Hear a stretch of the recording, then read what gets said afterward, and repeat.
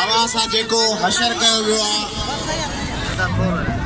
अवां खे जीअं निशानो बनायो वियो आहे, वो को इत्तेफाक कोन्हे, का भुल चुक कान्हे, का कुदरती आफत कान्हे। कासिमाबाद के हिकिड़े मक़सद तहत सॼे सिंध के हिकिड़े निशाने तहत पेरनि में चिथियो पियो वञे। जेके हिन ज़मीन जा 6000 सालनि जा वारिस आहिनि, उन्हनि खे चयो थो वञे त फलाणे शहर छो ईंदो, डोमिसाइल छो था ठारायो, कासिमाबाद छो वेठा आहियो।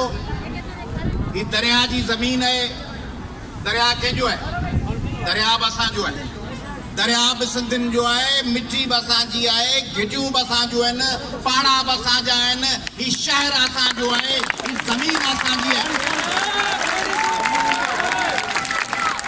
असांखे असांजे पतन तां लॻाइण जी कोशिश कंदड़ ही सिंध जा हुकुमरान, ही वज़ीर, ही MNA, ही सेनेटर, ही MPA, ही नाज़िम, ही कामोरा कहिड़नि माण्हुनि खे लॾाइनि पिया? उन्हनि माण्हुनि खे कोन पिया लॾाइनि जिन जो हिकिड़ो बंगलो शिकारपुर में, हिकिड़ो क्लिफ्टन ते, या हिकिड़ो मिठीअ में, ऐं हिकिड़ो कराची डिफेंस में आहे, या हिकिड़ो घर मोरे में, ऐं ॿियो कराची में PCHS सोसाइटी में आहे। ही उन्हनि खे पिया लॾाइनि जिन जो ॿियो को घर कोन्हे, जिन वटि ॿियो को अझो कोन्हे, जिन वटि ॿी का छित कान्हे।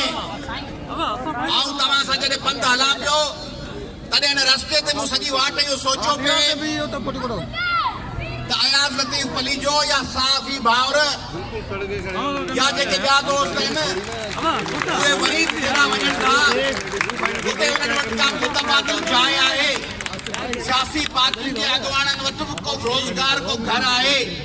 पर ही जेके कासिमाबाद में ॾिहाड़ियुनि ते कमु कंदड़ माण्हू आहिनि, जेके रोज़ आणीनि ऐं चाढ़ीनि था, रोज़ 200 रुपया 500 रुपया कमाइनि था, पोइ उन्हनि जूं अमड़ियूं, उन्हनि जूं न्याणियूं, उन्हनि जूं घरवारियूं राति जो दरवाज़े में अखि विझो, पंहिंजे वर लाइ, पंहिंजे पुट लाइ, पंहिंजे भाउ लाइ इंतज़ार में आहिनि त 200 रुपया ईंदा, चुल्ह चढ़ंदी।